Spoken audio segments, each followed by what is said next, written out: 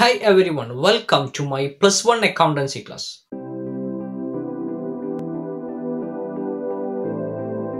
In this class, we discuss the topic of journal. Before discussing the journal, we must understand the accounting process or the process of accounting. ഇന്ന് നമ്മൾ ഈ ക്ലാസ്സിൽ ചർച്ച ചെയ്യുന്നത് അക്കൗണ്ടൻസിയിലെ പ്രധാനപ്പെട്ട ഒരു ടോപ്പിക്കായ ജേണലിനെ കുറിച്ചാണ്.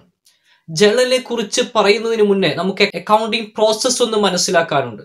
അക്കൗണ്ടിങ് പ്രോസസ് എങ്ങനെയാണ് സ്റ്റാർട്ട് ചെയ്യുന്നത്, അതിൽ നമുക്ക് എന്താണ് അക്കൗണ്ടിങ്ങിൽ ഉണ്ടാവുന്നത്, അക്കൗണ്ടിങ് സ്റ്റാർട്ട് ചെയ്യണമെങ്കിൽ എന്ത് വേണം, ട്രാൻസാക്ഷൻസ് വേണം. ട്രാൻസാക്ഷൻസ് ഉണ്ടാവുമ്പോഴാണ് അവിടെ എന്തുണ്ടാവുള്ളൂ, അക്കൗണ്ടിങ്ങിന്റെ ആവശ്യമുള്ളൂ. ആദ്യം എന്താണ് വേണ്ടത്, ട്രാൻസാക്ഷൻസ് ആണ്. ട്രാൻസാക്ഷൻ മീൻസ് ഇടപാടുകളാണ് ഉണ്ടാവുക. ആ ഇടപാടുകളാണ് നമ്മൾ എന്ത് ചെയ്യുന്നത്, റെക്കോർഡ് ചെയ്യപ്പെടുന്നത്. ആ ഇടപാടുകൾ എന്തിന്റെ അടിസ്ഥാനത്തിലാണ് നടക്കുക, സോഴ്സ് ഡോക്യുമെന്റിന്റെ അടിസ്ഥാനത്തിലാണ് നടക്കുക. ജേണലിനെ കുറിച്ച് ചർച്ച ചെയ്യുന്നതിന് മുന്നേ നമുക്ക് അക്കൗണ്ടിങ് പ്രോസസ് ഒന്ന് മനസ്സിലാക്കാം. ഈ ഡയഗ്രാം കണ്ടാൽ നിങ്ങൾക്ക് അക്കൗണ്ടിങ്ങിന്റെ പ്രോസസ്സ് പെട്ടെന്ന് തന്നെ മനസ്സിലാവും. ഒരു അക്കൗണ്ടിങ് തുടങ്ങണമെങ്കിൽ നമുക്ക് എന്താവശ്യമാണ്, ട്രാൻസാക്ഷൻസ് ആവശ്യമാണ്, ഇടപാടുകൾ ആവശ്യമാണ്. ആ ഇടപാട് വെച്ചുകൊണ്ടാണ് നമ്മൾ എന്ത് ആരംഭിക്കുന്നത്, അക്കൗണ്ടിങ് ആരംഭിക്കുന്നത്. ഇടപാടുകൾ എന്തിന്റെ അടിസ്ഥാനത്തിലാണ് നടക്കുക, സോഴ്സ് ഡോക്യുമെന്റ് അടിസ്ഥാനത്തിലാണ് ഇടപാടുകൾ നടക്കുക. അങ്ങനെ ഇടപാടുകൾ ഒരു സ്ഥാപനത്തിൽ വരുമ്പോൾ നമ്മൾ അതെന്ത് ചെയ്യപ്പെടും, റെക്കോർഡ് ചെയ്യപ്പെടും. ആ റെക്കോർഡ് ചെയ്യുന്ന ബുക്കിനെ പറയുന്ന പേരാണ് ജേണൽ എന്ന് പറയുന്നത്. അതിനുശേഷം നമുക്ക് എന്താണ് സംഭവിക്കുന്നത്, ആ റെക്കോർഡ് ചെയ്ത് നമ്മൾ എന്ത് ചെയ്യണം, ക്ലാസിഫൈ ചെയ്യണം. ആ ക്ലാസിഫൈ ചെയ്യുമ്പോൾ കിട്ടുന്ന ബുക്കാണിത്. ക്ലാസിഫൈ ചെയ്യാനുള്ള ബുക്കാണിത് ലെഡ്ജർ എന്ന് പറയുന്നത്. ക്ലാസിഫൈ ചെയ്തതിനു ശേഷം നമ്മൾ എന്ത് ചെയ്യണം, അതിനെ സമ്മറൈസ് ചെയ്യണം. സമ്മറൈസ് ചെയ്യുമ്പോൾ കിട്ടുന്ന ബുക്കുകളാണ് ഇതൊക്കെ, trial balance, trading account, profit and loss account, then balance sheet. ഒരു ബിസിനസ് സ്ഥാപനം പ്രധാനമായും സൂക്ഷിക്കേണ്ട 3 ബുക്കുകളാണ് ഏത്, റെക്കോർഡ് ചെയ്യാനുള്ള ബുക്ക്, അതെന്താ പറയാ, ജേണൽ. അതിനുശേഷം ക്ലാസിഫൈ ചെയ്യാനുള്ള ബുക്ക് ലെഡ്ജർ, ദെൻ സമ്മറൈസ് ചെയ്യാനുള്ള ബുക്ക്, അതൊക്കെയാണ് trial balance, trading account, profit and loss account and balance sheet. ഒരു സ്ഥാപനത്തിൽ പ്രധാനമായും 3 ബുക്സുകളാണ് ഉണ്ടാവുക. റെക്കോർഡ് ചെയ്യാനൊരു ബുക്സ്, ക്ലാസിഫൈ ചെയ്യാനുള്ള ബുക്സ്, ദെൻ സമ്മറൈസ് ചെയ്യാനുള്ള ബുക്സ്. ഈ ബുക്കുകളാണ് ഒരു അക്കൗണ്ടിങ്ങിൽ പ്രധാനമായും ഉണ്ടാവുക. അക്കൗണ്ടിങ്ങിന്റെ പ്രോസസ്സ് എങ്ങനെയാണ്, ട്രാൻസാക്ഷൻ ഉണ്ടാവും, അത് നമ്മൾ എന്ത് ചെയ്യും, റെക്കോർഡ് ചെയ്യപ്പെടും, അതിന് ജേണൽ ചെയ്യപ്പെടും. ജേണലിൽ എന്തിലേക്ക് മാറ്റും, ലെഡ്ജർ ആക്കും. ലെഡ്ജറിൽ നിന്ന് എന്തിലേക്ക് മാറ്റും, അതിനെ ട്രയൽ ബാലൻസും, ട്രേഡിംഗ് അക്കൗണ്ടും, പ്രോഫിറ്റ് ആൻഡ് ലോസ് അക്കൗണ്ടും, ബാലൻസ് ഷീറ്റുമാക്കി നമ്മൾ മാറ്റും. ഇങ്ങനെയാണ് അക്കൗണ്ടിങ്ങിന്റെ പ്രോസസ്സ് നടന്നുകൊണ്ടിരിക്കുന്നത്. ഇനി നമുക്ക് ജേണലിലോട്ട് വരാം. നമ്മൾ ടോപ്പിക് ഇന്നത്തെ ക്ലാസ് എന്തായിരുന്നു, ജേണൽ ആയിരുന്നു. അപ്പൊ അക്കൗണ്ടിങ്ങിന്റെ പ്രോസസ്സ് നിങ്ങൾക്ക് മനസ്സിലായിട്ടുണ്ടാവും. നമുക്ക് ഇനി ജേണലിലോട്ട് വരാം. എന്താണ് ജേണൽ എന്ന് നിങ്ങൾക്ക് ഒരു ഐഡിയ കിട്ടിയിട്ടുണ്ടാവും. ഇപ്പോൾ എന്താണ് journal, the basic book of accounting is called journal. അക്കൗണ്ടിങ്ങിന്റെ ബേസിക് ബുക്കാണ് ഇത് ജേണൽ എന്ന് പറയുന്നത്. ട്രാൻസാക്ഷൻ വന്നാൽ സോഴ്സ് ഡോക്യുമെന്റ് നോക്കി നമ്മൾ എങ്ങോട്ട് പോസ്റ്റ് ചെയ്യണം, ആദ്യം നമ്മൾ പോസ്റ്റ് ചെയ്യേണ്ടത് ജേണലിലോട്ടാണ്. ജേണൽ എന്ന ബുക്കിലാണ് നമ്മൾ രേഖപ്പെടുത്തേണ്ടത്. അപ്പൊ അതിനുള്ള ഫസ്റ്റ് അക്കൗണ്ടിങ് ട്രാൻസാക്ഷൻ രേഖപ്പെടുന്ന ബുക്കാണിത് ജേണൽ എന്ന് പറയുന്നത്. The word journal has been derived from the French word jour, which means day. Journal means daily records. Jour എന്ന ഫ്രഞ്ച് വേർഡിൽ നിന്നാണ് ജേണൽ എന്ന പദം ഉണ്ടായിരിക്കുന്നത്. ജേണൽ കൊണ്ട് അർത്ഥമാക്കുന്ന എന്താണ്, ഡെയിലി റെക്കോർഡ്, ട്രാൻസാക്ഷൻസ്, ദൈനംദിനം ഉണ്ടാവുന്ന ട്രാൻസാക്ഷൻസ് രേഖപ്പെടുത്തലാണ് ജേണൽ കൊണ്ട് ഉദ്ദേശിക്കുന്നത്. അതിനു വേണ്ടിയുള്ള ബുക്കാണ് ഇത് ജേണൽ എന്ന് പറയുന്നത്. അപ്പോൾ നമ്മൾ ട്രാൻസാക്ഷൻ വന്നാൽ ആദ്യം എങ്ങോട്ടാണ് രേഖപ്പെടുത്തേണ്ടത്, ജേണൽ എന്ന ബുക്കിലേക്കാണ് നമ്മൾ ആദ്യം രേഖപ്പെടുത്തുക. Therefore, it is a basic book of accounting. ബിസിനസിന്റെ എല്ലാ ട്രാൻസാക്ഷൻസും, എല്ലാ ഇടപാടുകളും ക്രോണോളജിക്കലായി ആദ്യമായി രേഖപ്പെടുന്ന ബുക്കിനെ നമുക്ക് എന്ത് പറയാം, ജേണൽ എന്ന് പറയാം. Journal is a book in which all transactions are first recorded in a chronological order. ബിസിനസിന്റെ എല്ലാ ട്രാൻസാക്ഷൻസും, എല്ലാ ഇടപാടുകളും ക്രോണോളജിക്കൽ മീൻസ് ഓർഡറായി ആദ്യം രേഖപ്പെടുത്തുന്ന ബുക്കിനെ നമുക്ക് എന്ത് പറയാം, ജേണൽ എന്ന് പറയാം. അപ്പൊ ആദ്യം ഒരു ഇടപാട് നടന്നാൽ അത് ജേണലിലാണ് രേഖപ്പെടുത്തുക. അത് എങ്ങനെയായിരിക്കണം, ഓർഡറിലാണ് രേഖപ്പെടുത്തുക. Chronological, that means order, date wise ആയിരിക്കണം രേഖപ്പെടുത്തേണ്ടത്. It is also called day book or books of primary entry or books of original entry. അത് എന്തൊക്കെ പേരിൽ അറിയപ്പെടും, ഡേ ബുക്ക് എന്ന പേരിൽ അറിയപ്പെടും, ബുക്സ് ഓഫ് പ്രൈമറി എൻട്രി എന്ന പേരിൽ അറിയപ്പെടും, ബുക്സ് ഓഫ് ഒറിജിനൽ എൻട്രി എന്ന പേരിൽ അറിയപ്പെടും. കാരണം ട്രാൻസാക്ഷൻസ് ആദ്യം രേഖപ്പെടുത്തുന്നത് ഏത് ബുക്കിലാണ്, ജേണലിലാണ്. നിങ്ങൾ ഇനി ഒരു സ്ഥാപനത്തിലേക്ക് പോയി കഴിഞ്ഞാൽ, ഒരു ബിസിനസ് സ്ഥാപനത്തിലോട്ട് പോയി കഴിഞ്ഞാൽ നിങ്ങൾ ചോദിക്കേണ്ടത് ഈ സ്ഥാപനത്തിൽ ഇടപാടുകൾ നടത്തുന്ന നോട്ട് ബുക്ക് എവിടെ എന്നല്ല, ഈ ട്രാൻസാക്ഷൻസിൽ രേഖപ്പെടുന്ന ജേണൽ എവിടെ എന്നാണ് നിങ്ങൾ ചോദിക്കേണ്ടത്. ഇനി നിങ്ങൾ ജേണൽ എന്താ നിങ്ങൾക്ക് മനസ്സിലായിട്ടുണ്ടാവും. ട്രാൻസാക്ഷൻസ് ആദ്യം രേഖപ്പെടുന്ന ബുക്കിനെ എന്താണ് പറയുക, നമ്മൾ ജേണൽ എന്നാണ് പറയുക. Next, terms of expression used for journal. ജേണലുമായി ബന്ധപ്പെട്ട് നമ്മൾ ഉപയോഗിച്ച ടേംസുകൾ ഏതൊക്കെ നമുക്ക് നോക്കാം. ഒന്ന്, books of original entry or prime entry. Journal നമുക്ക് എന്ത് പറയാം, books of original entry or prime entry എന്ന് നമുക്ക് ജേണലിനെ പറയാം. എന്തുകൊണ്ടാണ് അങ്ങനെ പറയുന്നത്, because a transaction is first recorded or written in this book. That means transactions are initially recorded in it. ഒരു ട്രാൻസാക്ഷൻസ് ആദ്യം രേഖപ്പെടുത്തുന്നത് ജേണലാണ്. അതുകൊണ്ടാണ് books of primary entry or books of original entry എന്ന് ജേണലിനെ പറയുന്നത്. പിന്നെ നമ്മൾ ഇതുമായി ബന്ധപ്പെട്ട ടേംസ് ഏതായിരുന്നു? ഇതുമായി ബന്ധപ്പെട്ട മറ്റൊരു ടേംസ് ആണ് ജേണൽ എൻട്രി എന്നുള്ളത്. Journal entry means an entry recorded in the journal is called journal entry. ജേണലിൽ എഴുതുന്ന എൻട്രിയെ നമുക്ക് എന്ത് പറയാം? ജേണൽ എൻട്രി എന്ന് പറയാം. ജേണലുമായി ബന്ധപ്പെട്ട മറ്റൊരു ടേമാണ് journalizing. Journalizing means the process of recording a transaction in a journal is called journalizing. ജേണലിലേക്ക് ഇടപാടുകൾ എടുത്തെഴുതുന്ന പ്രോസസ്സിനെ നമുക്ക് എന്ത് പറയാം? ജേണലൈസിംഗ് എന്ന് പറയാം. മറ്റൊരു ടേമാണ് chronological order. Chronological order means it is the order in which transaction take place. Transaction ഉണ്ടായ ഓർഡർ അനുസരിച്ചാണ് നമ്മൾ എന്ത് ചെയ്യേണ്ടത്? ജേണലിലേക്ക് എടുത്തെഴുതേണ്ടത്. അഥവാ ഡേറ്റ് വൈസ് ആയിരിക്കണം ജേണലിലേക്ക് എടുത്തെഴുതേണ്ടത്. 1-ാം തീയതി നടന്ന ട്രാൻസാക്ഷൻ 1-ാം തീയതി, അതിനുശേഷം 2, 3 അങ്ങനെ ഓർഡർ ഡേറ്റ് വൈസ് ആയിരിക്കണം നമ്മൾ എന്ത് ചെയ്യേണ്ടത്? ട്രാൻസാക്ഷൻസ് എടുത്ത് എഴുതേണ്ടത്. That is called chronological order. അതിനെ പറഞ്ഞ പേരാണെന്ത്? ക്രോണോളജിക്കൽ ഓർഡർ എന്ന് പറയുന്നത്. ലാസ്റ്റ് നടന്ന ട്രാൻസാക്ഷൻ ഫസ്റ്റ് കൊണ്ട് എഴുതരുത്. ഓർഡർ അനുസരിച്ചായിരിക്കണം എന്ത് ചെയ്യേണ്ടത്? ട്രാൻസാക്ഷൻ ഫസ്റ്റ് വരുന്ന ട്രാൻസാക്ഷൻ ആദ്യം എഴുതുക, അതിനുശേഷം സെക്കൻഡ് വരുന്ന, അങ്ങനെയാണ് ഓർഡറിലാണ് എഴുതി പോകേണ്ടത്, ജേണൽ എഴുതി പോകേണ്ടത്. That is called chronological order. അപ്പോൾ ജേണൽ എന്താണെന്ന് മനസ്സിലായിട്ടുണ്ടാവും. ഒരു ട്രാൻസാക്ഷൻ ആദ്യം രേഖപ്പെടുത്തുന്ന ബുക്കിനെ നമുക്ക് എന്ത് പറയാം? ജേണൽ എന്ന് പറയാം. അപ്പൊ ജേണൽ എന്താ നമുക്ക് മനസ്സിലായി. ഇനി അത് എങ്ങനെയാണ് എഴുതുക എന്നുള്ളത് നമുക്ക് അറിയേണ്ടത്. അതിന് നമുക്ക് എന്താ ആദ്യം അറിയണം? അതിന്റെ ഫോർമാറ്റ് എങ്ങനെയാണെന്ന് അറിയണം. അപ്പൊ ഫോർമാറ്റ് നോക്കാം നമുക്ക്. Journal is divide into 5 column. ജേണലിൽ 5 കോളംസ് ഉണ്ട്. First column date, second column particulars, third column LF. LF means ledger folio, then debit amount column, then credit amount column. ഇങ്ങനെയാണ് ഒരു ജേണലിന്റെ ഫോർമാറ്റ് ഉള്ളത്. നോക്കാം നമുക്ക് ഫോർമാറ്റ്. ആദ്യം നമ്മൾ ഹെഡിങ് കൊടുക്കും ജേണൽ ഓഫ്. ഇനി നമ്മൾ എന്ത് എഴുതും? Date, particulars, LF, debit, credit. ഡേറ്റിൽ നമ്മൾ ഡേറ്റ് ഓർഡർ അനുസരിച്ച് നമ്മൾ ഓൾറെഡി ക്രോണോളജിക്കൽ ഓർഡർ എന്ന് പഠിച്ചതാണ്. ഡേറ്റിൽ നമ്മൾ ഓരോ ട്രാൻസാക്ഷന്റെ ഡേറ്റ് അനുസരിച്ച് ഡേറ്റിൽ എഴുതും. സെക്കൻഡ് കോളം എന്താണ്? പർട്ടിക്കുലേഴ്സ് കോളമാണ്.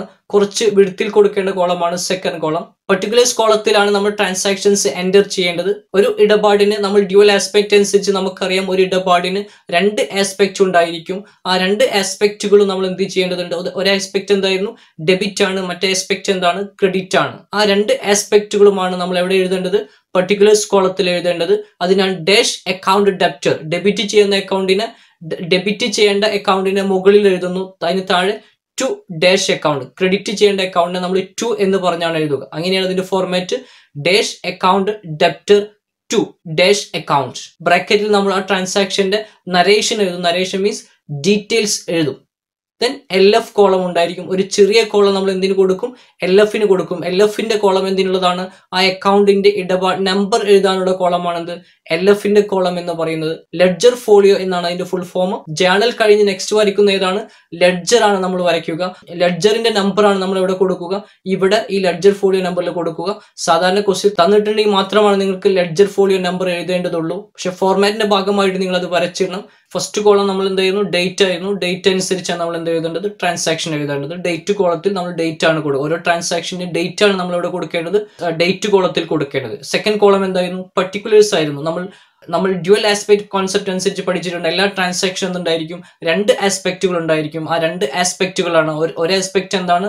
ഡെബിറ്റ് ആസ്പെക്റ്റും മറ്റേ ആസ്പെക്ട് എന്തായിരിക്കും? ക്രെഡിറ്റ് ആസ്പെക്റ്റും ആയിരിക്കും. നമ്മൾ കഴിഞ്ഞ ക്ലാസ്സിൽ അത് പഠിച്ചതാണ്. ആ ആസ്പെക്റ്റുകളാണ് നമ്മൾ എവിടെ എഴുതേണ്ടത്? സെക്കൻഡ് കോളത്തിൽ എഴുതേണ്ടത്. ഫോർ എക്സാമ്പിൾ, നമ്മൾ സ്റ്റാർട്ടഡ് ബിസിനസ് എന്നുള്ളൊരു ട്രാൻസാക്ഷൻ എടുത്താൽ അതിൽ 2 ആസ്പെക്റ്റുകളുണ്ട്, 2 അക്കൗണ്ടുകളുണ്ട്. ഏതൊക്കെയാണ്? ക്യാഷ് അക്കൗണ്ടും ക്യാപിറ്റൽ അക്കൗണ്ടും. ക്യാഷും ഇൻക്രീസ് ആണ്, ക്യാപിറ്റലും ഇൻക്രീസ് ആണ്. ക്യാഷ് എന്നത് എന്താണ്? അസറ്റ് ആണ്. അസറ്റ് കൂടുമ്പോൾ എന്ത് ചെയ്യണം? ഡെബിറ്റ് ചെയ്യണം. ക്യാപിറ്റൽ കൂടുമ്പോൾ എന്ത് ചെയ്യണം? ക്രെഡിറ്റ് ചെയ്യണം. അപ്പൊ നമ്മൾ എങ്ങനെയാണ് അവിടെ എഴുതേണ്ടത്? പർട്ടിക്കുലർ കോളത്തിൽ നമ്മൾ എങ്ങനെയാണ് എഴുതുക? Dash account debtor to dash account എന്നാണ്. Dash account debtor. അവിടെ നമ്മൾ ഈ പറഞ്ഞ എക്സാമ്പിളിൽ ഏതായിരുന്നു ഡെബിറ്റ് പോർഷൻ? ക്യാഷ് ആയിരുന്നു. നമ്മൾ എന്ത് എഴുതും? Cash account debtor to capital account. അങ്ങനെയാണ് എഴുതേണ്ടത്. ടു ക്യാപിറ്റൽ അക്കൗണ്ട് എന്ന് പറഞ്ഞിട്ട് നമ്മൾ ക്രെഡിറ്റ് കൊടുക്കേണ്ട ആവശ്യമില്ല. കാരണം ടു എന്തിനെ സൂചിപ്പിക്കുന്നു? ക്രെഡിറ്റിനെ സൂചിപ്പിക്കുന്നു. മുകളിൽ ക്യാഷ് അക്കൗണ്ട് ഡെപ്റ്റർ എന്നുള്ളത് അബ്രീവിയേറ്റഡ് ഫോമായ GR നമ്മൾ കൊടുക്കും. Cash account debtor. അപ്പോൾ പർട്ടിക്കുലേഴ്സിൽ എന്താണ് format? Dash account debtor to dash account. Debit portion നമ്മൾ മുകളിൽ എഴുതും, ക്രെഡിറ്റ് പോർഷൻ എവിടെ എഴുതും? താഴെ എഴുതും. അതിനുശേഷം തേർഡ് കോളമാണിത് ലെഡ്ജർ ഫോളിയോ എന്ന് പറയുന്നത്. ലെഡ്ജർ ഫോളിയോ എന്ന് പറയുന്നത് നമ്മൾ ജേണൽ കഴിഞ്ഞ് നെക്സ്റ്റ് വരയ്ക്കുന്ന അക്കൗണ്ട് ആണിത്, നെക്സ്റ്റ് ബുക്ക് ആണിത്. ലെഡ്ജർ എന്ന് പറയുന്നത് ആ ബുക്കിൽ ഈ പറഞ്ഞ ഡെബിറ്റും ക്രെഡിറ്റും അക്കൗണ്ടുകൾ ഏതിലാണ് കിടക്കുന്നത്, ഏത് നമ്പറിൽ പേജ് നമ്പറിലാണ് കിടക്കുന്നത് എന്നറിയാൻ വേണ്ടിയാണ് നമ്മൾ അവിടെ ആ ലെഡ്ജറിന്റെ നമ്പറാണ് നമ്മൾ ഇവിടെ കൊടുത്തിടേണ്ടത്. ഞാൻ നേരത്തെ പറഞ്ഞ example cash account to capital account എന്നുള്ള ക്യാഷ് അക്കൗണ്ട് എന്നുള്ളതിന് ഒരു ലെഡ്ജർ ഉണ്ടായിരിക്കും, ക്യാപിറ്റൽ അക്കൗണ്ടിന് ഒരു ലെഡ്ജർ ഉണ്ടായിരിക്കും. അപ്പൊ ക്യാഷ് അക്കൗണ്ട് ലെഡ്ജറിൽ എവിടെയാണ് ഏത് പേജിലാണ് കിടക്കുന്നത് അറിയാൻ വേണ്ടിയിട്ടാണ് നമുക്ക് കറക്റ്റ് വെരിഫിക്കേഷൻ നടത്താൻ എളുപ്പമാണ്. അതിനു വേണ്ടിയിട്ടാണ് ലെഡ്ജർ ഫോളിയോ. ക്വസ്റ്റ്യൻ ലെഡ്ജർ തന്നിട്ടുണ്ടെങ്കിൽ മാത്രമാണ് നിങ്ങൾക്ക് അവിടെ എഴുതേണ്ടതുള്ളൂ. നെക്സ്റ്റ് വരുന്നതാണ് ഡെബിറ്റ് എമൗണ്ട്, ക്രെഡിറ്റ് എമൗണ്ട്. ഡെബിറ്റും ക്രെഡിറ്റും തുല്യമായിരിക്കും. അപ്പൊ ഡെബിറ്റിന്റെ നേരേക്ക് ഡെബിറ്റ് എമൗണ്ട് എഴുതുക, ക്രെഡിറ്റിന്റെ നേരേക്ക് നമ്മൾ ക്രെഡിറ്റ് എമൗണ്ട് എഴുതും. അങ്ങനെയാണ് ജേണലിന് ഫോർമാറ്റ് ഉള്ളത്. അപ്പൊ ജേണലിന്റെ ഫോർമാറ്റ് നിങ്ങൾക്ക് കറക്റ്റ് മനസ്സിലാക്കണം. ഡേറ്റ്, പർട്ടിക്കുലേഴ്സ്, എല്ലാം, ഡെബിറ്റ് എമൗണ്ട്, ക്രെഡിറ്റ് എമൗണ്ട്, ഇങ്ങനെ 5 കോളമാണ് ജേണലിലുള്ളത്. ജേണലിന്റെ ഫോർമാറ്റ് മനസ്സിലായിട്ടുണ്ടാവും. ഒരു ജേണൽ എങ്ങനെയാണ് വരയ്ക്കേണ്ടത് ചോദിച്ചാൽ അതിന്റെ ഫോർമാറ്റ് നിങ്ങൾക്ക് കറക്റ്റ് ആയിട്ട് മനസ്സിലാവണം. ഇനി നമ്മൾ അത് കഴിഞ്ഞാൽ നമ്മൾ ജേണലിന്റെ ഫോർമാറ്റ് നിങ്ങൾക്ക് മനസ്സിലായിട്ടുണ്ടാവും വിചാരിക്കുന്നു. ഇതൊക്കെയാണ് ഡേറ്റ്, പർട്ടിക്കുലേഴ്സ്, എല്ലാം, ഡെബിറ്റ്, ക്രെഡിറ്റ്. ഇത് ഓരോന്നും എന്തിനാണ് ഉപയോഗിക്കുന്നത് മനസ്സിലായിട്ടുണ്ടാവും. പ്രത്യേകം ശ്രദ്ധിക്കേണ്ടത് നമ്മൾ പർട്ടിക്കുലേഴ്സ് കോളത്തിൽ ഡെബിറ്റ് പോർഷൻ ആണ് മുകളിൽ എഴുതുക. അതിനുശേഷം നമ്മൾ എന്ത് എഴുതണം, ഡെബിറ്റിനെ സൂചിപ്പിക്കാൻ വേണ്ടി DR എഴുതണം. DR എപ്പോഴും LFന്റെ ലൈൻ അടുത്താണ് DR എഴുതേണ്ടത്. That means close to the right hand margin line. Right hand മാർജിന്റെ ലൈനിന്റെ ക്ലോസ് ആയിട്ടാണ് DR എഴുതുന്നത്. അതിന് തൊട്ട് താഴെ നമ്മൾ എന്ത് എഴുതും, 2 എന്ന് എഴുതും. 2 എഴുതുമ്പോൾ തൊട്ട് താഴെ ജസ്റ്റ് ഒന്ന് റൈറ്റിലോട്ട് മൂവ് ചെയ്തിട്ടാണ് എഴുതുക. A little to the right, റൈറ്റിലോട്ട് ജസ്റ്റ് ഒന്ന് മൂവ് ചെയ്തിട്ടാണ് നമ്മൾ എഴുതേണ്ടത്. 2 എഴുതുമ്പോൾ ഡയറക്റ്റ് തൊട്ട് താഴെയായിട്ട് 2 എഴുതരുത്, റൈറ്റിലോട്ട് ഒന്ന് മൂവ് ചെയ്തിട്ടാണ് നമ്മൾ എഴുതേണ്ടത്. അങ്ങനെയാണ് ജേണൽ എഴുതേണ്ടത്. അപ്പൊ dash account debtor to dash account 2 എഴുതുന്നത് ശ്രദ്ധിക്കണം. അതുപോലെ തന്നെ DR എഴുതുമ്പോൾ close to the right hand margin line. Right hand margin means LFന്റെ ലൈൻ അടുത്തായിട്ടാണ് നമ്മൾ എന്ത് എഴുതേണ്ടത്, DR എഴുതേണ്ടത്. അതുപോലെ തന്നെ 2 എഴുതുമ്പോൾ തൊട്ട് ജസ്റ്റ് ഒന്ന് ലിറ്റിൽ ടു ദ റൈറ്റ്, റൈറ്റിലോട്ട് കുറച്ച് കയറ്റിയിട്ടാണ് നമ്മൾ എന്ത് എഴുതേണ്ടത്, 2 എഴുതേണ്ടത്. അതിനുശേഷം നമ്മൾ നരേഷൻ എഴുതും. പർട്ടിക്കുലേഴ്സ് കോളത്തിൽ നരേഷൻ സൂചിപ്പിക്കുന്നത് ആ brief description of A journal, brief description of A transaction. ആ ട്രാൻസാക്ഷന്റെ ചെറിയ ഡിസ്ക്രിപ്ഷൻ ആണ് നമ്മൾ നരേഷൻ കൊണ്ട് ഉദ്ദേശിക്കുന്നത്. Narration means this is brief explanation of A transaction. ആ ട്രാൻസാക്ഷൻ നമ്മൾ ബ്രീഫായിട്ട് എക്സ്പ്ലെയിൻ ചെയ്യുകയാണ് നരേഷനിൽ ചെയ്യുന്നത്. ജേണലിന്റെ ഫോർമാറ്റ് മനസ്സിലായിട്ടുണ്ടാവുമെന്ന് വിചാരിക്കുന്നു. ഇനി നമുക്ക് നെക്സ്റ്റ് ജേണൽ എങ്ങനെയാണ് വർക്ക്ഔട്ട് ചെയ്യാൻ നമുക്ക് പഠിക്കാനുണ്ട്. നമ്മൾ ഫോർമാറ്റ് ആണ് ഇപ്പൊ മനസ്സിലാക്കിയത്. അതിനു മുന്നേ നമ്മൾ ജേണൽ എഴുതുമ്പോൾ ശ്രദ്ധിക്കേണ്ട പ്രധാനപ്പെട്ട ഒരു ഐറ്റമാണ് ഗുഡ്സ് എന്നത്. ആ ഗുഡ്സ് മനസ്സിലാക്കിയതിനു ശേഷം നമുക്ക് ജേണലിന്റെ എക്സാമ്പിളുകൾ വർക്ക്ഔട്ട് ചെയ്യാം. ഗുഡ്സ് ഓൾറെഡി നമ്മൾ ഫസ്റ്റ് ലെസണിൽ പഠിച്ചതാണ്. എന്താണ് ഗുഡ്സ് എന്ന് പറഞ്ഞാൽ, goods means the item that are purchased for resale. വിൽക്കാൻ വേണ്ടി വാങ്ങിക്കുന്ന വസ്തുക്കളെ നമ്മൾ എന്താണ് പറയുക, ഗുഡ്സ് എന്നാണ് പറയാ. Goods means it is A things with the business deals. Business deal ചെയ്യുന്ന വസ്തുക്കളെ നമുക്ക് എന്ത് പറയും, ഗുഡ്സ് എന്ന് പറയും. വിൽക്കാൻ വേണ്ടി വാങ്ങിക്കുന്ന വസ്തുക്കളാണ് എന്ത്, ഗുഡ്സ് എന്ന് പറയുന്നത്. ഒരു ടെക്സ്റ്റൈൽ സെല്ലറെ സംബന്ധിച്ചിടത്തോളം അവിടെയുള്ള ക്ലോത്ത്സ് എന്താണ്, ക്ലോത്ത്സുകൾ എന്താണ്, ഗുഡ്സ് ആണ്. ഒരു വെജിറ്റബിൾ സെല്ലറെ സംബന്ധിച്ചിടത്തോളം അവിടെയുള്ള വെജിറ്റബിൾസ് എന്താണ്, ഗുഡ്സ് ആണ്. കാരണം അത് വിൽക്കാൻ വേണ്ടി വാങ്ങിച്ചതാണ്. ഒരു സൂപ്പർ മാർക്കറ്റ് നിങ്ങൾ മനസ്സിലേക്ക് കൊണ്ടുവരിക. ആ സൂപ്പർ മാർക്കറ്റിൽ അവർ വിൽക്കാൻ വേണ്ടി വാങ്ങിച്ചു വെച്ചിരിക്കുന്ന ഗുഡ്സ് സാധനങ്ങളെല്ലാം എന്താണ്, ഗുഡ്സ് ആണ്. നേരെ മറിച്ച് അവർ ബില്ലടിക്കാൻ വേണ്ടി കമ്പ്യൂട്ടർ വാങ്ങിച്ചിട്ടുണ്ടെങ്കിൽ അത് എന്തിനു വേണ്ടി വാങ്ങിച്ചതല്ല, അത് വിൽക്കാൻ വേണ്ടി വാങ്ങിച്ചതല്ല. അതുകൊണ്ട് അത് അവരുടെ അസറ്റ് ആണ്. അതുപോലെ തന്നെ ഒരു ഫ്രീസർ ഉണ്ടെങ്കിൽ അത് അവരുടെ അസറ്റ് ആണ്, അത് അവർ വിൽക്കാൻ വേണ്ടി വാങ്ങിച്ചതല്ല. അവർ വിൽക്കാൻ വേണ്ടി വാങ്ങിച്ച എല്ലാ വസ്തുക്കളും എന്തിനാണ് പെടുക, ഗുഡ്സ് എന്നതിലാണ് പെടുക. ഗുഡ്സിനെ പറയുമ്പോൾ ഗുഡ്സ് 2 തരത്തിലുണ്ട്. ഒന്ന് ഗുഡ്സ് സ്ഥാപനത്തിന് ഉള്ളിലോട്ട് വരുന്നത്, 2 സ്ഥാപനത്തിൽ നിന്ന് പുറത്തോട്ട് പോകുന്നത്. That means incoming and out going. Incoming and out going. സ്ഥാപനത്തിന്റെ ഉള്ളിലോട്ട് വരുന്നത് എങ്ങനെയാണ്, സ്ഥാപനത്തിന്റെ ഉള്ളിലോട്ട് എങ്ങനെ ഗുഡ്സ് വരുന്നത്, പർച്ചേസ് ചെയ്യുമ്പോഴാണ് ഗുഡ്സ് വരിക. ഒരു സ്ഥാപനത്തെ സംബന്ധിച്ച് ഏറ്റവും പ്രധാനപ്പെട്ട ഒരു എക്സ്പെൻസ് ആണെന്ത്, ഗുഡ്സ് പർച്ചേസിംഗ് എന്ന് പറയുന്നത്. കാരണം ഗുഡ്സ് എക്സ്പെൻസ് എന്താ നമുക്കറിയാം, expense is N amount spend four earning revenue. Revenue ഉണ്ടാക്കാൻ വേണ്ടി ചെലവാക്കുന്ന തുകയെ നമ്മൾ എന്ത് പറയും, എക്സ്പെൻസ് എന്ന് പറയും. ബിസിനസ് സ്ഥാപനങ്ങളെ സംബന്ധിച്ചിടത്തോളം ഗുഡ്സ് വിറ്റിട്ടാണ് അവരെന്തുണ്ടാക്കുന്നത്, റവന്യൂ ഉണ്ടാക്കുന്നത്. അവർ ഏറ്റവും പ്രധാനപ്പെട്ട എക്സ്പെൻസ് ആണ് ഇത് ഗുഡ്സ് എന്ന് പറയുന്നത്. സ്ഥാപനത്തിലേക്ക് ഗുഡ്സ് എങ്ങനെയാണ് വരിക, പർച്ചേസ് ചെയ്യുമ്പോൾ നമ്മൾ സാധനങ്ങൾ വാങ്ങിക്കുമ്പോഴാണ് സ്ഥാപനത്തിന്റെ ഉള്ളിലോട്ട് ഗുഡ്സ് വരിക. സ്ഥാപനത്തിന്റെ ഉള്ളിൽ നിന്ന് ഗുഡ്സ് എങ്ങനെയാണ് പ്രധാനമായിട്ടും ഔട്ട് ഗോയിങ് ഉണ്ടാവുന്നത്, വിൽക്കുമ്പോഴാണ് ഗുഡ്സ് പുറത്തേക്ക് പോകുന്നത്. ഇനി വേറൊരു രൂപത്തിൽ ഗുഡ്സ് സ്ഥാപനത്തിന്റെ ഉള്ളിലേക്ക് വരികയും പുറത്തേക്ക് പോവുകയും ചെയ്യും. അതാണ് സെയിൽസ് റിട്ടേൺ. നമ്മൾ വിറ്റ ഗുഡ്സ് ചില ഒരുപക്ഷെ എന്ത് ചെയ്തേക്കാം, തിരിച്ചു വന്നേക്കാം. ഡാമേജ് കൊണ്ടോ മറ്റ് ഇൻഫീരിയർ ക്വാളിറ്റി കൊണ്ടോ ഗുഡ്സ് എന്ത് ചെയ്തേക്കാം, തിരിച്ചു വന്നേക്കാം. അപ്പോൾ നമുക്ക് എന്താണ്, ഇൻകമിംഗ് ആണ് ഉണ്ടാവുന്നത്. ഇൻകമിംഗ് വേറെ പർച്ചേസ് കൂടാതെയുള്ള ഇൻകമിംഗ് ആണ് ഇത് സെയിൽസ് റിട്ടേൺ എന്ന് പറയുന്നത്. എങ്ങനെയാണ് സെയിൽസ് റിട്ടേൺ, നമ്മൾ വിറ്റ സാധനങ്ങൾ ഒരു പക്ഷേ തിരിച്ചു വന്നേക്കാം. ഇനി ഔട്ട് ഗോയിങ് വേറെ രൂപത്തിൽ സംഭവിക്കാം. എങ്ങനെയാണ്, നമ്മൾ വാങ്ങിച്ച സാധനങ്ങൾ നമുക്ക് പറ്റി നമ്മൾ തിരിച്ചു കൊടുക്കും. ദിറ്റ് ഈസ് കോൾഡ് ഔട്ട് ഗോയിങ്. അപ്പൊ പർച്ചേസ് റിട്ടേൺ 2 തരത്തിൽ ഇൻകമിംഗ് ഉണ്ടായിരിക്കാം. ഒന്ന് പർച്ചേസും 2 സെയിൽസ് റിട്ടേണും. 2 തരത്തിൽ ഔട്ട് ഗോയിങ് ഉണ്ടായിരിക്കാം. ഒന്ന് സെയിൽസും 2 പർച്ചേസ് റിട്ടേൺ നമ്മൾ വാങ്ങിച്ച സാധനം നമ്മൾ എന്ത് ചെയ്തേക്കാം തിരിച്ചു കൊടുത്തേക്കാം. അപ്പൊ രണ്ട് ഇൻകമിങ്ങിന് എന്ത് ബാലൻസ് ആയിരിക്കും ഡെബിറ്റ് ബാലൻസ് ആയിരിക്കും. ഇങ്ങോട്ട് റിസീവിംഗ് ആസ്പെക്ട്സിന് എന്ത് ബാലൻസ് ആയിരിക്കും ഡെബിറ്റ് ബാലൻസ് ആയിരിക്കും. ഔട്ട് ഗോയിങ്ങിന് ഗിവിംഗ് ആസ്പെക്ടിന് എന്ത് ബാലൻസ് ആയിരിക്കും ക്രെഡിറ്റ് ബാലൻസ് ആയിരിക്കും. അപ്പൊ ഏതിനൊക്കെയാണ് ഡെബിറ്റ് ബാലൻസ് വരുന്നത് പർച്ചേസിനും സെയിൽസ് റിട്ടേണും എപ്പോഴും എന്തായിരിക്കും ഡെബിറ്റ് ബാലൻസ് ആയിരിക്കും. സെയിൽസിനും പർച്ചേസ് റിട്ടേണും എന്ത് ബാലൻസ് ആയിരിക്കും ക്രെഡിറ്റ് ബാലൻസ് ആയിരിക്കും. അതിന് നേരെ ഓപ്പോസിറ്റ് നോക്കിയാലും മതി. പർച്ചേസിന്റെ ഓപ്പോസിറ്റ് ആണ് സെയിൽസ് എന്ന് പറയുന്നത്. പർച്ചേസിൽ ഡെബിറ്റ് ബാലൻസ് ആണെങ്കിൽ സെയിലിന് എന്ത് ബാലൻസ് ആയിരിക്കും ക്രെഡിറ്റ് ബാലൻസ് ആയിരിക്കും. പർച്ചേസ് റിട്ടേണിന്റെ ഓപ്പോസിറ്റ് ആണ് സെയിൽസ് റിട്ടേൺ എന്ന് പറയുന്നത്.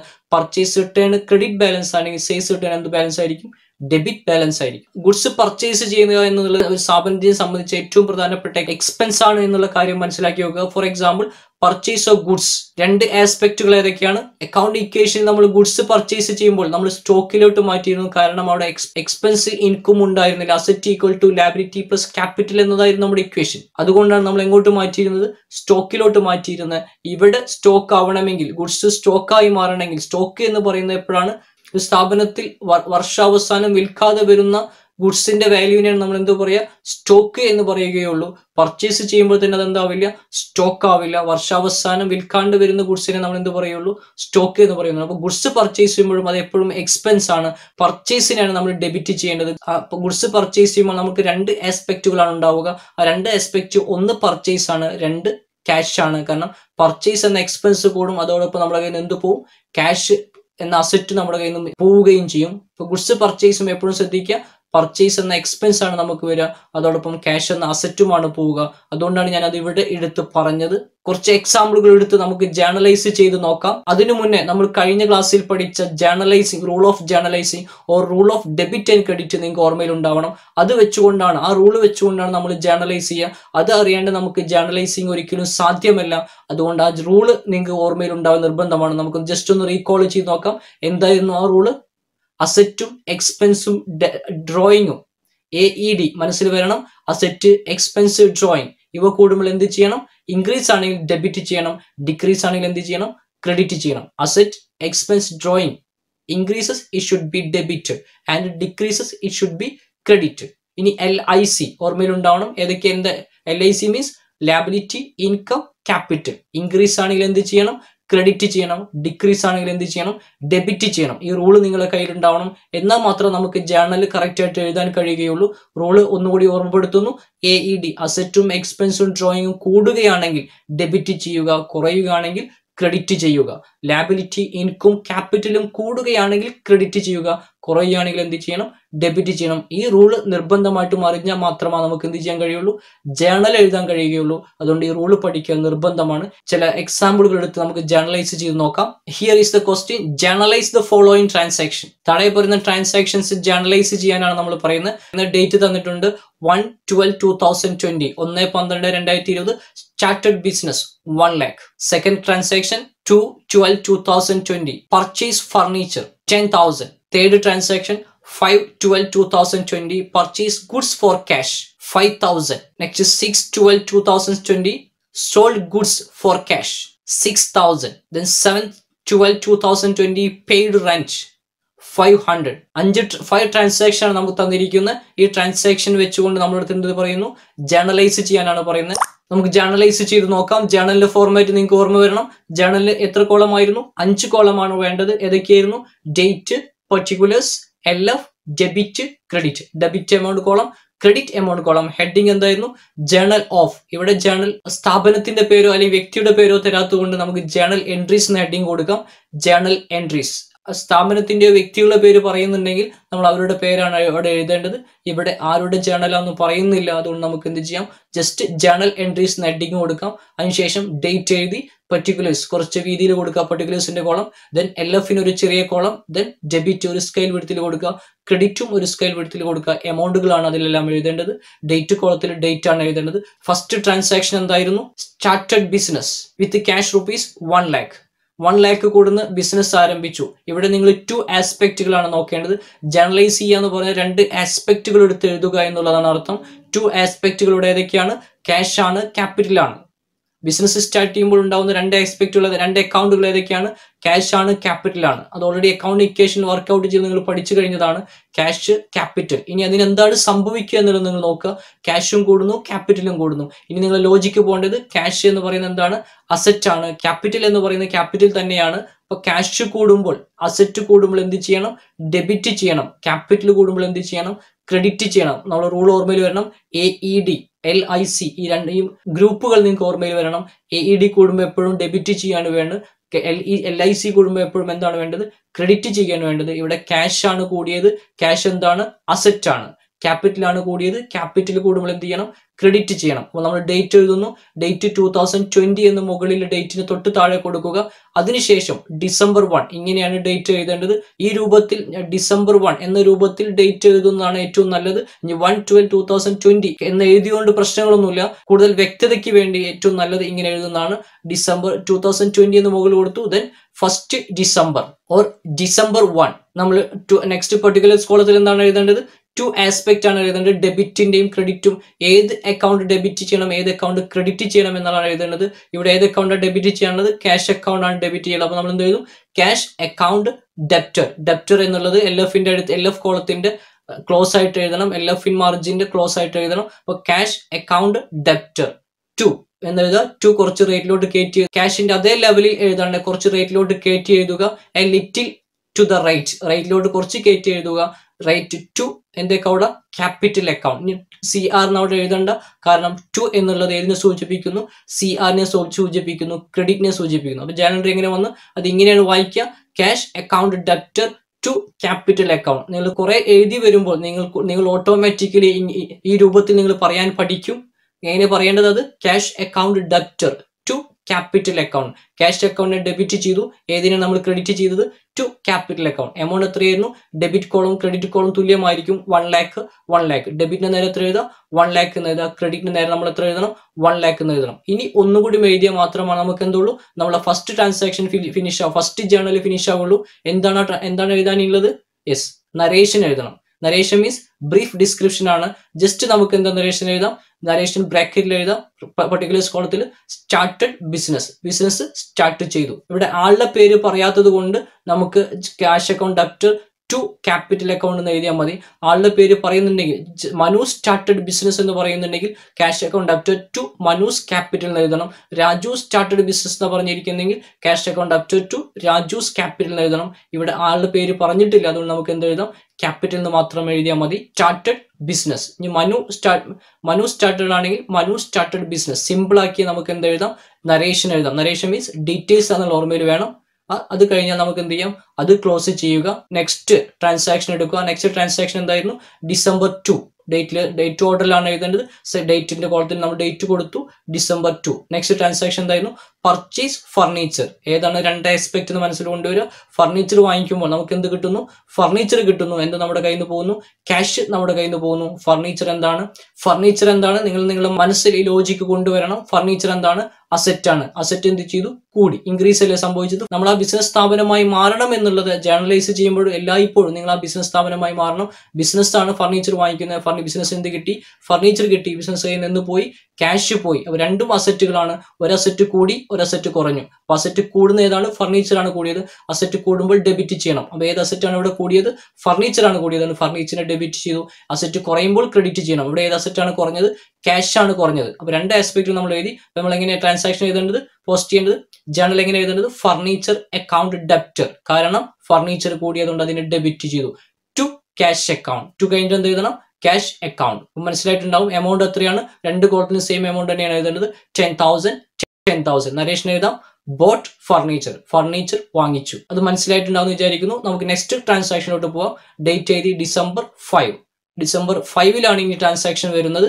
December 5 എന്തായിരുന്നു? Purchase goods for cash. ക്യാഷിന് എന്ത് വാങ്ങിച്ചു?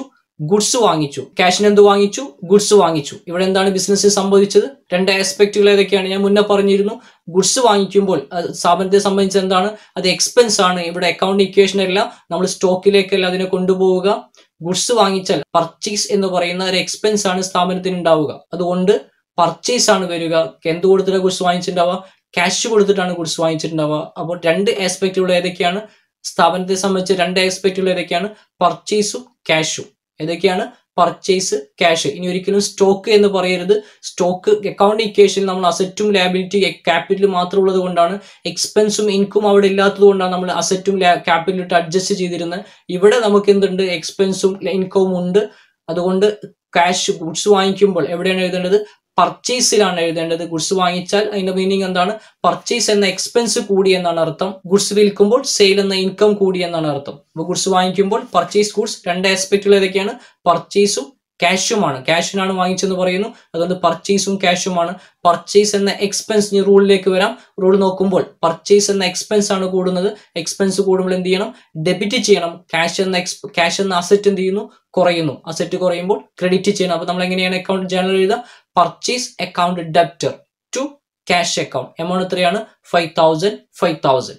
ക്ലിയർ ആയിട്ടുണ്ടാവുന്ന വിചാരിക്കുന്നു. ഗുഡ്സ് എപ്പോൾ വാങ്ങിച്ചാലും എന്താണ് വരിക? പർച്ചേസ് എന്ന എക്സ്പെൻസ് ആണ് വരിക. നെക്സ്റ്റ് ട്രാൻസാക്ഷനിലോട്ട് പോവാം. നെക്സ്റ്റ് എന്തായിരുന്നു? December 6 എന്തായിരുന്നു? Sold goods. ഗുഡ്സ് വിറ്റു. ഗുഡ്സ് വിൽക്കുമ്പോൾ നമുക്ക് എന്ത് കിട്ടുന്നു? ക്യാഷ് കിട്ടുന്നു. അതോടൊപ്പം സ്ഥാപനത്തെ സംബന്ധിച്ച് സെയിൽ ആണ് വരുന്നത്. സെയിൽ എന്താണ്? ഇൻകം ആണ്. ഇപ്പൊ രണ്ട് ആസ്പെക്റ്റുകളുടെ ഏതൊക്കെയാണ്? ക്യാഷും സെയിലുമാണ് വരിക. ക്യാഷ് എന്ന അസറ്റും സെയിൽ എന്ന ഇൻകവുമാണ് ഇവിടെ വരുന്നത്. റൂളിലേക്ക് രണ്ട് ആസ്പെക്റ്റിനെ കൊണ്ടുവരിക. ക്യാഷ് എന്ന അസറ്റ് കൂടുന്നു, സെയിൽ എന്ന ഇൻകം കൂടുകയാണ് ഇവിടെ ചെയ്യുന്നത്. ഗുഡ്സ് വിൽക്കും തോറും സ്ഥാപനത്തിന് സെയിൽ വർദ്ധിക്കുകയാണ് ചെയ്യുക. അതുകൊണ്ട് ക്യാഷ് ഇൻക്രീസ്, സെയിലും ഇൻക്രീസ്. സെയിൽ എന്താണ്? ഇൻകം ക്രെഡിറ്റ് ചെയ്യുക. ക്യാഷ് എന്ന അസറ്റ് കൂടുമ്പോൾ ഡെബിറ്റ് ചെയ്യുക. അപ്പൊ ജനറൽ എങ്ങനെ വരിക? Cash account debtor to sale account. എത്രയാണ് എമൗണ്ട്?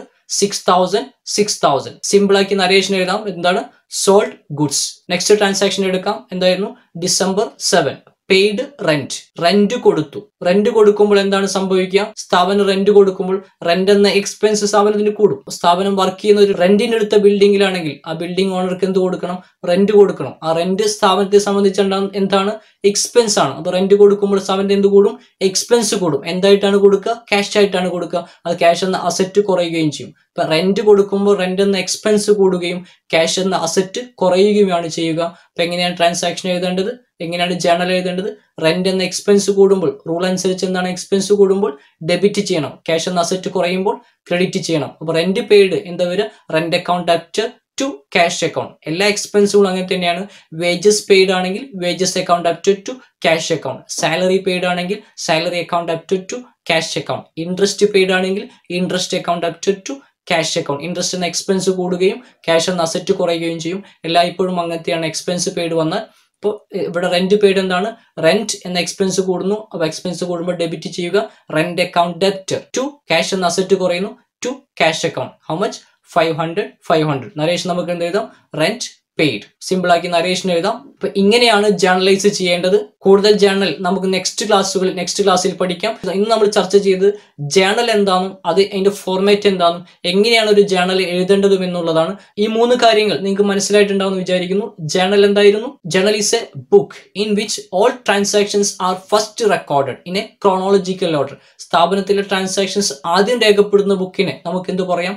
ജേർണൽ എന്ന് പറയാം. അതിന്റെ വേറൊരു പേരാണിത് day book, primary entry, original entry എന്നൊക്കെ നമുക്ക് അതിന് പേരുണ്ട്. നെക്സ്റ്റ് നമ്മൾ അതിന് പഠിച്ചത് അതിന്റെ ഫോർമാറ്റ് ആണ്. ഫോർമാറ്റ് എങ്ങനെയായിരുന്നു? Date, particulars, LF, debit, credit. ഡേറ്റിൽ ഡേറ്റ് എഴുതുന്നു. പർട്ടിക്കുലേഴ്സിൽ ഡെബിറ്റ് ആസ്പെക്ട്സും ക്രെഡിറ്റ് ആസ്പെക്ട്സുമാണ് എഴുതേണ്ടത്. LF മീൻസ് ലെഡ്ജർ ഫോളിയോ എന്നാണ്. ലെഡ്ജറിലെ പേജ് നമ്പർ എഴുതാൻ വേണ്ടിയിട്ടാണ് ആ കോളം ഉള്ളത്. ദെൻ ഡെബിറ്റിനൊരു കോളം, ക്രെഡിറ്റിനൊരു കോളം. ഇങ്ങനെയാണ് ഇന്ന് നമ്മൾ ഫോർമാറ്റ് പഠിച്ചത്. അതിനുശേഷം നമ്മൾ ഗുഡ്സ് എന്താണെന്ന് പഠിച്ചു. ഗുഡ്സിന് സ്ഥാപനത്തിൽ വരുന്നതും പോകുന്നതുമായ സിറ്റുവേഷൻസ് നമ്മൾ പഠിച്ചു. ഗുഡ്സ് വാങ്ങിക്കുമ്പോൾ നമ്മൾ എഴുതേണ്ടത് പർച്ചേസ് എന്ന എക്സ്പെൻസ് കൂടുമെന്നും ഗുഡ്സ് വിൽക്കുമ്പോൾ സെയിൽ എന്ന ഇൻകം കൂടുമെന്നും നമ്മൾ പഠിച്ചു. അതിനുശേഷം നമ്മൾ ജേർണലൈസ് ചെയ്ത് നോക്കി. ചില 5 ട്രാൻസാക്ഷൻസ് വെച്ച് നമ്മൾ ജേർണലൈസ് ചെയ്ത് നോക്കി. 5 ട്രാൻസാക്ഷൻ നിങ്ങൾക്ക് മനസ്സിലായിട്ടുണ്ടാവും എന്ന് വിചാരിക്കുന്നു.